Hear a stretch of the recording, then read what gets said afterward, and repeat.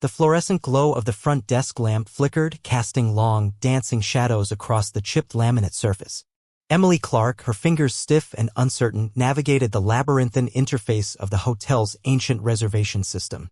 It was her first time behind a reception desk, a desperate last-minute favor for her best friend, Jenna, who'd succumbed to a sudden, virulent fever just 2 hours earlier, her voice a reedy whisper of apology through the phone. The Willow Creek Inn was a forgotten relic tucked away on a quiet, rain-slicked side street, its facade weathered, its sign barely visible through the downpour. Tonight, the incessant drumming of rain against the windows amplified the sense of isolation, making the small lobby feel like a forgotten pocket of the world. A soft, melancholic chime announced a new arrival. Emily's head snapped up, startled.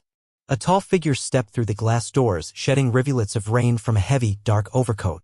His shoulders were slightly hunched, as if bearing an invisible weight, a burden that mirrored the oppressive weather outside. Dark, damp hair clung to his forehead, and his eyes, those eyes were what truly struck her. They were a deep, unsettling gray, devoid of light, hollowed by an unspoken grief, as though they hadn't witnessed joy in an age. Emily cleared her throat, forcing a practiced, if somewhat shaky, smile onto her lips. "Good evening," she began, her voice a little higher than she intended. "Do you have a reservation?" He hesitated, standing motionless for a beat too long, the silence stretching taut between them. I'm not sure," he finally managed, his voice a low, raspy murmur like gravel shifting in a dry riverbed. "I called earlier." Emily nodded, her fingers already hovering over the keyboard. "No problem at all. What name should I check under?" Another pause, longer this time. He looked at her, not just at her face, but through her, his gaze distant and searching, as if trying to discern whether she was real or merely a fleeting apparition. He seemed to be weighing whether to speak or simply vanish into the rainy night. "Graham," he said at last, the name a faint exhalation. "Graham Weston." She typed the name, the system whirring sluggishly before a booking materialized on the screen. "Got it," Emily announced, a professional cheerfulness she didn't quite feel. "Room 204. One night, king bed, late checkout. Is there anything else I can assist you with?" She slid the key card across the counter. Graham took the card slowly, his fingers brushing hers for a fraction of a second. There was no flinch, no acknowledgement, no hint of a smile. "Thank you," he murmured, the words barely audible, before turning towards the elevator. Halfway there, he stopped, his back to her, standing perfectly still for what felt like an eternity. Emily watched, a strange ache blooming in her chest. Then, almost imperceptibly, he turned his head, just enough for his empty eyes to meet hers again for a fleeting moment. The elevator doors slid open, and he stepped inside, disappearing from view. Emily exhaled, a long, slow breath she hadn't realized she was holding. Something about him unsettled her profoundly, not with fear, but with a deep, pervasive sorrow. It was like witnessing someone drowning while standing helplessly on dry land, unable to reach them. An hour bled into the next. The lobby remained eerily quiet, save for the rhythmic tapping of rain on the windows and the gentle tick of the wall clock. Emily settled back into her chair, idly flipping through a forgotten magazine. Then, a movement caught her eye. Outside, through the rain-streaked glass doors, barely visible in the dim light, was a figure. She stood up slowly, her brow furrowed. No umbrella, no movement, just a man sitting on the small metal bench in the hotel's tiny, rain-soaked balcony garden, directly outside what she knew was room 204. It was Graham. He wasn't smoking, wasn't on his phone, wasn't doing anything but sitting motionless, drenched to the bone, as if the cold and wet held no meaning for him. Emily glanced at the clock. It had been well over an hour since he checked in. He sat there, head bowed, shoulders slumped, a picture of utter despair. A powerful urge to step out to ask if he was okay surged through her. But something held her back, an intuition that vibrated deep in her bones. This wasn't just a man caught in the rain. This was someone trying to feel something, anything at all, even if it was the biting cold. A sudden flash of lightning illuminated the sky behind him, momentarily silhouetting his figure against the wet stone walls. His hands were clenched together, either in fervent prayer or desperate surrender. Emily's chest tightened, a knot forming in her throat. She turned away from the window, her heart pounding, the image seared into her mind. Back at the desk, her gaze fell upon the blank notepad beside the phone. Slowly, almost unconsciously, she tore a clean sheet from it. She picked up a pen, her hand hovering for a moment, then began to write. A single, simple sentence. She folded the note carefully, tucking it into her palm. No one else entered the lobby after that. The rain intensified, and Emily sat, the folded paper a warm weight in her hand, waiting for the right moment. Emily didn't sleep that night. Not even after her shift ended, after the hotel manager, a kind but tired woman named Mrs. Henderson, returned and offered a weary smile of thanks. Not even after she walked the 12 rain-soaked blocks home, her feet aching, her clothes damp. Her mind remained stubbornly fixated on the man in room 204. Graham Weston. She repeated the name silently again and again, as if the syllables themselves might unlock the mystery of his profound sorrow.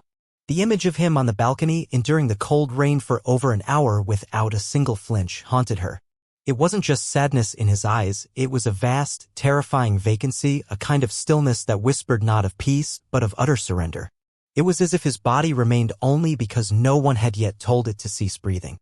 By the time the city began to stir, a faint gray light barely piercing her tiny apartment window, Emily was still awake.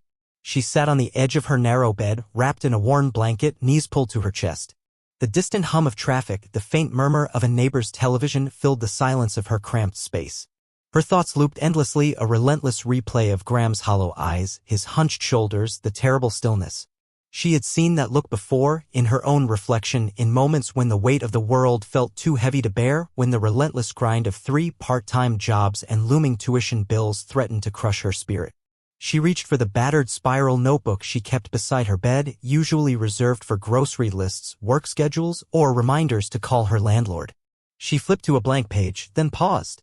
What could she possibly say to a man she didn't know, a man she suspected was on the precipice?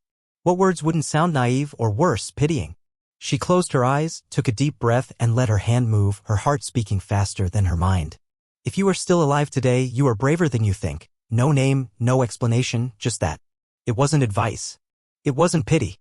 It was a truth she genuinely believed, a truth she often needed to whisper to herself in the darkest hours of her own struggle. Before dawn, she returned to the Willow Creek Inn. The night receptionist, a young man with tired eyes, barely looked up when she mumbled something about leaving her phone charger in the break room. No one questioned her. Room 204 was still occupied. A faint strip of warm light glowed from beneath the door. Emily crouched, the folded paper clutched in her hand. With a shaky finger, she gently slid the note under the door. Her heart thumped wildly in her throat. She stood for a moment, staring at the number, then turned and walked away, the silent act feeling both immense and utterly insignificant. The next morning, Emily returned to her chaotic normal life. Graham Weston was gone, checked out before sunrise. Jenna, back at the front desk, shrugged when Emily asked if he'd said anything. Nothing, Jenna replied, yawning. Just handed me the key and walked out. Didn't even ask for a receipt. A strange hollowness bloomed in Emily's chest. Not sadness, not exactly, but a quiet void, like waiting for a reply that never came. She told herself she was being foolish. He was a stranger, a man she'd seen once. It was silly to expect a sign, a thank you, a smile. But still, she had hoped for something. Instead, all she got was silence. Days bled into weeks. The chaos of her life intensified. Bookstore shifts in the mornings, cafe work in the evenings, library hours squeezed in between. Her bank balance dwindled with alarming speed. Her tuition bill for the upcoming semester loomed, a monstrous shadow threatening to derail her dreams of a degree in community development. Her college advisor had warned her that without payment, her enrollment might be suspended. The pressure pressed down harder, a constant, suffocating weight. She tried to forget room 204. But sometimes when she was closing the cafe alone, wiping down the counters to the low hum of the floor fan, she would remember the rain-soaked man on the balcony, the one with eyes like doorways to nowhere. And she wondered, not constantly, but in quiet flashes, did that note matter? Did he read it? Was he okay? She would never know. But deep down, she hoped, desperately, silently, that those 12 words had held him just long enough, that maybe, just maybe, they had caught someone on the brink. 2 months had passed since that rainy night. Emily had folded the memory of Graham into a quiet corner of her mind, filed somewhere between fleeting curiosity and silent hope. Life had not slowed down. If anything, it had grown heavier. Tuition fees mounted, a relentless tide. Her cafe shifts grew longer, the hours stretching late into the night, leaving her exhausted and drained. And the bookstore had cut back her hours due to low sales, further tightening her already strained budget. So, when she opened her email one morning, bleary-eyed and clutching a mug of lukewarm coffee, and saw a message titled Employment Opportunity, Assistant to Executive Director, she immediately assumed it was spam. Until she read the details. Her full name was spelled correctly. The message mentioned a personal recommendation. And the sender was a major corporation in the health tech sector, Etherion. A company she had only vaguely heard of from the news, usually in headlines about groundbreaking medical advancements or, more recently, a devastating scandal. She reread the email 3 times, her heart beginning to thump in erratic rhythm against her ribs. She had never applied for this job.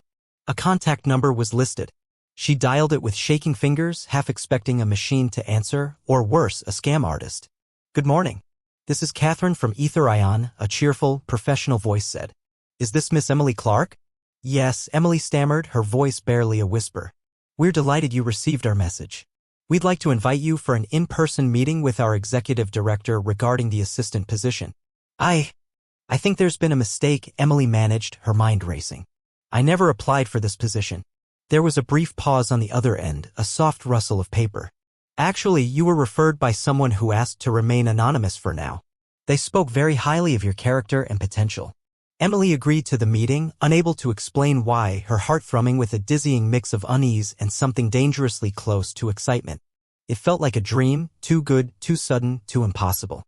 3 days later, she found herself standing in front of Etherion's gleaming headquarters, a towering monolith of steel and glass that seemed to pierce the very clouds. She wore her best second-hand blazer, slightly too tight across the shoulders, and the only pair of heels she owned, which pinched her toes mercilessly. The lobby was polished marble and glass, an echo chamber where every hesitant step she took seemed to reverberate. A polite, impeccably dressed assistant escorted her to the executive floor, the elevator whisking them upwards with silent, dizzying speed. "Wait here," the assistant said, gesturing to a door at the end of a long, hushed corridor. "Mr. Weston will be with you shortly." Emily stepped inside, her breath catching in her throat. The office was flooded with light from ceiling-high windows, offering a breathtaking panoramic view of the city skyline. It was modern, minimalist, exuding an aura of quiet power. And at the far end, behind a sleek desk of black walnut, stood a man in a perfectly tailored suit, his back to her, gazing out at the sprawling metropolis. He turned, and Emily stopped breathing. It was him. Graham. But not the man from room 204. This version of him stood tall, shoulders squared, an undeniable presence. His dark hair was neatly styled, his jaw clean-shaven, and the subtle lines around his eyes spoke of experience, not despair. His eyes, those profound gray eyes, still held depth, but now they were awake, alert, alive with a quiet intensity. A gentle smile touched his lips. "Hello, Emily," he said, his voice no longer raspy but clear and resonant. She blinked, stunned, her mind struggling to reconcile the two images. "You? You work here?" He chuckled softly, a warm, genuine sound. "I run it.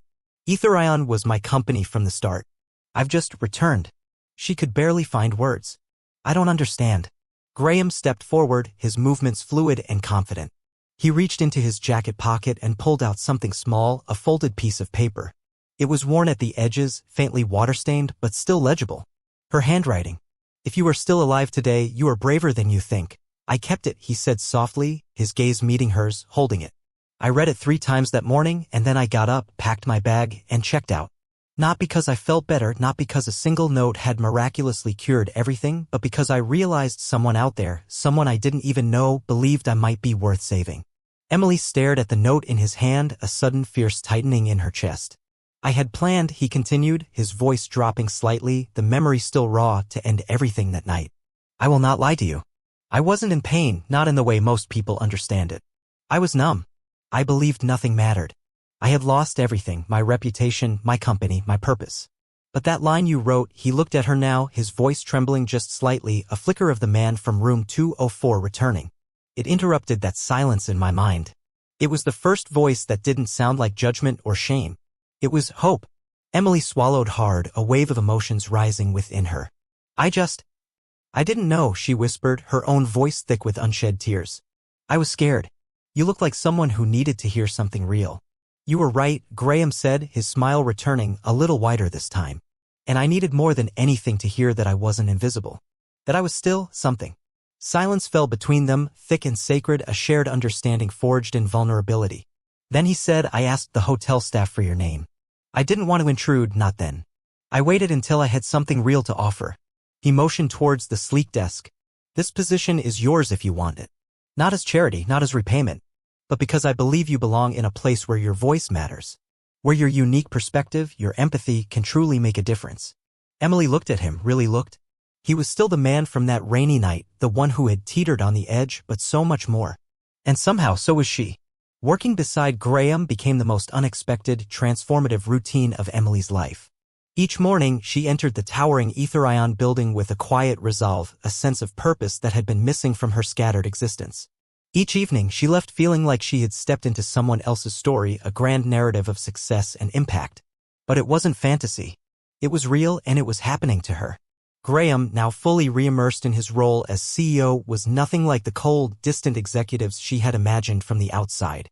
He was respectful, composed, his intellect sharp and precise, but there was a profound warmth beneath his calm exterior, a warmth that showed itself in small, consistent gestures. He brought her hot tea at exactly 3 p.m. every afternoon, chamomile, because he'd remembered her mentioning she didn't like caffeine. When it rained, he was already at the entrance with an umbrella, holding it above her head with that same quiet expression, like it was the most natural thing in the world. And every time she achieved something small, a perfectly organized file, a last-minute meeting smoothly arranged, a complex report summarized with clarity, he would smile and say, "Thank you, brave one." At first, she thought it was just a callback to the note, a private joke between them. But after weeks of hearing it, the way he said it started to sound different, like a truth he genuinely believed about her, a fundamental characteristic he perceived. And every time she heard it, she stood a little taller, a quiet strength blooming within her. They developed a comfortable rhythm. He invited her once to a street food cart after work, a tiny vendor tucked between two buildings known for the best grilled corn in the city. She laughed when he, the CEO of a multi-billion-dollar company, didn't know how to eat it without getting chili powder on his tailored shirt. He laughed too, a full, real sound that echoed in the bustling street. On other evenings, they stayed behind in the company's small employee library, helping the volunteer staff reshelf books after hours. Graham never announced his presence there. He just rolled up his sleeves and sorted biographies by spine color instead of author name, grinning like a child when gently corrected by the librarian. One night, as they walked out, they passed an older security guard struggling with his shoe. The sole had come loose, flapping awkwardly with every step. Graham stopped without a word, knelt down, and used a spare roll of strong tape from his briefcase to bind the man's shoe tightly. "That'll hold for a few days," he said kindly and patted the man's shoulder. Emily watched, her heart clenched with a quiet understanding. It wasn't about status or performance. It was just who he was. Someone who noticed the unnoticed. Someone who remembered what it was like to feel invisible. And maybe, she thought, that's why he saw her. They began to talk more, not just about work, but about memories, childhood fears, what they had wanted to be before life forced them into survival mode. But there was always a line neither crossed. It sat there, quiet but heavy, between their chairs in meetings, in the pauses between jokes, in the small silences after laughter. Neither of them acknowledged it, but both of them felt it. One evening, as they waited outside in the company's side garden, just a narrow green strip between buildings with two worn benches and a single cherry tree, Emily broke the unspoken rule. Her voice was soft, almost a whisper against the city hum. "I used to sell bottled water in movie theaters." Graham turned, his brows slightly raised, a question in his eyes. "I wore a uniform 3 sizes too big," she continued, a faint smile touching her lips at the memory. "My shoes always squeaked when I walked. I dropped a whole tray once and cried in the break room for an hour." He said nothing, simply waiting, his gaze steady. She looked away, fiddling with the sleeve of her cardigan. "I never finished college," she confessed, the words tumbling out. "Couldn't afford it. Most days I still don't know half the jargon people use here. I Google things when I get home. I rehearse answers before meetings." Graham's voice was low, reassuring. "You were doing more than fine, Emily." She smiled, but it didn't quite reach her eyes. I don't belong in a place like this." "Not really." Then, almost like a whisper, she added, "I'm just a girl who once sold water at the movies. I don't belong in your world." Graham turned fully toward her. His expression wasn't pity. It was something deeper, something careful, understanding. He opened his mouth to respond, but paused. Instead, he reached into his pocket and pulled out the same note she had written, the one he still carried, folded with such care. He didn't say anything. He didn't need to. And in that moment, Emily wasn't sure if she felt comforted or more afraid of how deeply this man could see her, how completely he understood the vulnerability she rarely showed. It was late, well past office hours, and the building had fallen into a gentle hush. Outside the panoramic window, the city glowed softly, muted under the falling dusk. Emily and Graham sat across from each other in the small break room, half-empty mugs of chamomile tea between them. Graham looked tired, but not the kind of tired that came from long meetings or endless emails. This was a weariness born deep in the bones, the kind that settled in the soul. "I owe you a story," he said quietly, his eyes fixed on the swirling tea in his cup. Emily tilted her head, listening, her heart already bracing itself. She had always wondered about the gap in his public narrative, the whispers around the office, the half-finished sentences in articles she'd found online about Ethereum's past. "You know I'm the CEO," he said. "But you don't know why I wasn't here until recently." He leaned back in his chair, the lamplight catching the sharp planes of his face. 6 months ago, a device my company developed, an advanced implant for post-surgical monitoring, malfunctioned during a routine operation. The patient died on the table. Emily's breath hitched. "The failure wasn't caused by our core technology," he continued, his voice flat, devoid of emotion. "It was a defect in a third-party component, something we should have caught, but didn't, in time." He paused, taking a slow sip of his tea. The media didn't care about nuance. Headlines screamed, "Tech CEO plays God with human lives. Ethereum's gamble turns fatal." I became the face of greed, of arrogance, of reckless ambition. He swallowed hard. Investors fled. Our stock collapsed overnight. I stepped down to protect what little integrity the company still had. Emily sat in stunned silence, the weight of his words pressing down on her. "But that wasn't the worst part," he said, his voice dropping to a near whisper. "The brother of the man who died found me. Waited outside the courthouse. He didn't scream. He didn't yell. He just looked me in the eye and said, 'I hope you live long enough to feel the guilt I do every day.'" A long, still silence passed between them, filled only by the distant hum of the city. "That night," Graham continued, his voice strained, "was the first time I didn't sleep at all. The guilt, it ate through me like acid. Not because I pulled the trigger, but because I built the gun and people trusted me with it. I started drifting, walking through days like they weren't real. I stopped taking calls. I couldn't touch a prototype without shaking. I told myself I was a disease in the shape of a man. Everything I created hurt someone." Emily's eyes burned, a familiar ache of shared despair. "And then," he said, a faint, almost imperceptible smile touching his lips, "I checked into a small hotel. No luggage, no return ticket. I didn't plan to check out." She knew. Her heart thudded in her chest, a heavy drumbeat. "But under the door," he said, pulling out the now crumpled, softened note from his wallet, "this was waiting for me." He handed it to her. She took it with shaking fingers. "If you are still alive today, you are braver than you think. I read it. I read it 10 times. I cried for the first time in weeks. And then I ordered breakfast." Graham leaned back again, his voice steadier now, infused with a quiet strength. "That day, I decided to stop hiding. I hired independent investigators, forced open sealed reports, reran every test. It took 3 months, but the truth came out. It wasn't our tech. It wasn't my team. It was a flaw in one supplier's code, buried under 10 layers of subcontracting." Emily was silent, absorbing the enormity of his revelation. "I didn't sue," he went on. "I didn't announce anything to the press. I took the report to the victim's family myself. I sat with them every week for 2 months until their son's name didn't taste like acid when I said it." He paused, a flicker of true peace in his eyes. "And the company, it's recovering. Slowly, we've rebuilt most of the trust. But I came back different. I came back knowing power isn't about vision, it's about responsibility." He looked at her now, his voice lower, filled with a profound gratitude. "And that's when I found you again." Emily's hands trembled slightly as she placed the note down on the table. Her throat tightened and her chest ached in a way she couldn't explain. She had walked into this job thinking she was just a helper, a lucky girl, an afterthought. But sitting across from this man, hearing his raw, honest story, she realized something powerful. He wasn't a hero. He was a survivor. And so was she. The weeks that followed were the gentlest Emily had ever known. She and Graham worked closely on a new project, a health outreach initiative for underserved communities. It was his idea, born from his renewed sense of responsibility, but he always introduced it as theirs. Together, they mapped out mobile clinic routes, partnered with nonprofit organizations, and visited local community centers. Every meeting, every discussion felt like building something that truly mattered, something that gave back. And always, Graham was attentive in quiet, almost invisible ways. He would place a cup of warm water on her desk just as she sat down without needing to ask her preference. If he noticed she was buried in emails, he would leave a small note, a single word, "Breathe." If her hands were cold in the conference room, he would slide over his mug for her to hold. Somehow, he had learned that she liked flashcards for new words. So, one day, tucked between a stack of meeting folders, she found a fresh pack labeled, "Today's English from your quiet supporter." Emily began to feel safe, truly safe, for the first time in years. But with that safety came a knowing fear. She couldn't name it at first.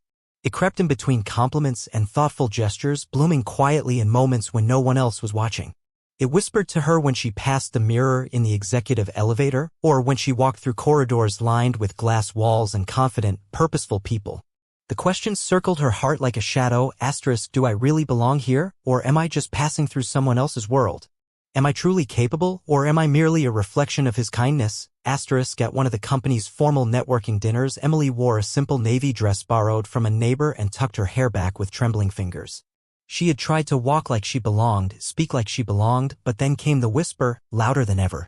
Near the dessert table, two colleagues, well-dressed, confident, the kind who'd never once said hello to her in the hallways, stood chatting. One of them glanced toward her and smirked. "Nice of the CEO to bring his assistant," he said, his voice dripping with condescension. "Though, I guess when someone saves your life, it buys them a seat at the table." The other chuckled, a dry, dismissive sound. "Or maybe she's just very persuasive." Emily froze. She didn't confront them. She didn't even turn around. She just walked out of the room, the laughter following her like a ghost. The night air was sharp, the stars too quiet, too indifferent. Inside her chest, something twisted, a painful knot of self-doubt and resentment. Back at her table, Graham was still speaking with a guest speaker, his back to her. He hadn't noticed she'd left. Or maybe he had and gave her space. It didn't matter. She returned briefly, just long enough to slide a folded note onto his plate. Then she left. The note read, *, you saved me from despair. But now I need to save myself from forgetting who I am. *, she didn't go home right away. She walked for hours through neighborhoods that reminded her of where she came from, past crowded markets and dim-lit eateries, places where no one knew her name, but every corner held a version of the girl she used to be. Emily wasn't angry, not truly. She was afraid. Afraid that she was starting to measure her worth by the gentleness of someone else's world. Afraid that every kind thing Graham did, though it was real and beautiful, might also be stitching her into a life she hadn't earned yet, a life that wasn't truly hers. She needed to step back, not to escape him, but to find herself independent of the man who once made her feel seen. Because if love was to grow, and she was honest enough now to name it love, a quiet, profound affection, it had to bloom between two whole people, not one reaching up and the other pulling down. She owed that to herself and to him. Emily handed in her letter the following Monday. It wasn't a resignation, but a quiet step back, a request for an indefinite leave of absence. Typed neatly, sealed in a simple envelope, and left on Graham's desk before the office filled with voices and the day became loud. She didn't wait to see his reaction. She didn't linger for approval. The letter said everything she needed it to. "Thank you for believing in me. Thank you for helping me begin. But now I have to walk this next part of the road on my own." She left her badge beside the envelope, its lanyard coiled neatly like a ribbon on a gift. Then she walked out through the gleaming glass doors without a goodbye, but she knew somehow he would understand. That evening, she sat at her small kitchen table, the familiar scent of old books and instant coffee filling the air, and enrolled in a night class program at the local community college, business communications, digital literacy, and a workshop in nonprofit management. Her schedule became a map of sacrifice, a grueling but fulfilling path. Tutoring children from 8 a.m. to noon, doing freelance data entry from home until mid-afternoon, then rushing across town to attend classes until 10 p.m. Her new apartment was modest. One room, no elevator, no balcony. But the rent was hers to pay, the furniture hers to choose, and the silence at the end of each day, after the city had finally quieted, was hers to keep. There were no gifts from Graham, no favors pulled, no hidden strings. He had offered to help, quietly, respectfully, a scholarship here, a contact there. She declined, not out of pride, but out of purpose. Because she didn't want to be built by someone else's kindness.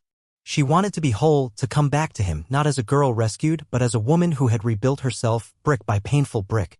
He never pressed. And still, his presence lingered. They messaged, not every day, but often enough, not with declarations of longing, but with small truths, shared fragments of their independent lives. "Had to do a 5-minute pitch today. I didn't faint. Tried that ramen place you mentioned. Verdict, 7 out of 10. Needs more garlic. Found a word that means healing in progress. We'll send later." It was strange, being apart yet held. It wasn't romance, not in the traditional sense, but it was something more durable, a quiet understanding that transcended distance. And somewhere between exhaustion and growth, Emily realized she wasn't surviving anymore. She was living. Each rent check paid. Each child she helped read a paragraph without stumbling. Each night she fell asleep on her own terms. It was all a thread weaving a life that finally felt like her own design. And still, some nights when the city grew quiet and her textbooks were closed, she would open her journal and write. One entry, penned under the hum of midnight rain, remained her favorite. * He waited at the edge of my storm, not to pull me out, just to hold the umbrella if I ever turned back. If he's still there when I find my center, then we can begin again. Not from chapter 1, but from chapter 2, as two whole people who choose each other. * 2 years passed. Emily stood before a packed auditorium, the lights warm on her face, the microphone gentle in her hand. Her blonde hair was pulled back into a simple twist, and she wore a navy dress that had once belonged to her mother, now tailored to fit her perfectly. She didn't need a teleprompter. Her voice, once shy and uncertain, now carried clarity and quiet confidence, honed by countless presentations and passionate appeals. She had grown into her story, not just the one others told about her, but the one she had learned to tell herself. She was being honored for her work with the Beacon Project, a non-profit organization she had founded which provided literacy programs and healthcare access for underprivileged women. The project had started with one borrowed classroom, 2 students, and a stack of donated books. Now it was a statewide network, a beacon of hope for hundreds of women. Mothers, survivors, daughters, they could now write their names, understand prescriptions, ask questions without fear. As the standing ovation echoed through the hall, Emily looked out over the crowd. She saw familiar faces, students who had become volunteers, doctors who had once doubted her, now nodding with pride. And still, she felt her heart skip, not from nerves but from something else, a sense that the moment wasn't quite complete. When the applause finally faded and the formalities ended, she stepped off the stage and into the crowd, shaking hands, hugging old friends, laughing with the women whose lives now intertwined with hers. And then she saw him. Standing in the back row away from the spotlights and cameras, dressed in quiet gray, his figure tall and composed. His hair was a little longer now, a touch of silver at the temples, a testament to the passage of time. Graham. He hadn't reserved a seat at the front. He hadn't sent flowers or a message. He had simply come. Their eyes met across the room and everything else, the noise, the lights, the movement, seemed to fade, leaving only the quiet connection between them. Later that evening, they found themselves walking together along the riverside, the same river where 2 years ago Emily had walked alone on a stormy night, lost in questions. The air now was cool, tinged with the scent of coming rain, a familiar comfort. The path was quiet, the city muffled in the background, its distant glow painting the sky. The lamplight flickered on the water, a memory returning home. "I never expected to see you today," Emily said softly, her gaze fixed on the shimmering reflections. "I never stopped following your work," Graham replied, his voice calm, steady. She turned slightly toward him, the corner of her mouth lifting in a small smile. "You never said a word." "I didn't need to," he said. "You were already saying everything through what you did." They paused by a bench that overlooked the water. Emily traced the worn wood with her fingers, then looked at him, a question in her eyes. "Do you still have it?" she asked. Graham pulled out his wallet, careful and unhurried. He unfolded the worn, water-stained piece of paper, the same one she had slipped under his hotel room door so long ago. "If you are still alive today, you are braver than you think." Emily's breath caught in her throat. "You kept it," she whispered. "All my life," he said, his gaze unwavering, "because it gave mine back to me." He didn't propose. She didn't ask. But he reached for her hand, held it, and when he leaned forward to press a kiss to her forehead, it said everything words could not. Not a promise for forever, but a recognition of now, of 2 lives that had intersected, not out of luck or need, but purpose. In the weeks that followed, Graham returned to his foundation work, now mentoring young tech innovators in ethics and emotional leadership, building a legacy of responsibility. Emily continued her outreach programs, expanding into rural health education for young mothers, her voice a powerful force for change. They didn't move in together. They didn't need to. But sometimes, at the end of a long day, a message would appear on each other's phones, a single line, a quiet affirmation. "Today, I am still alive. So, I guess I am still braver than I think."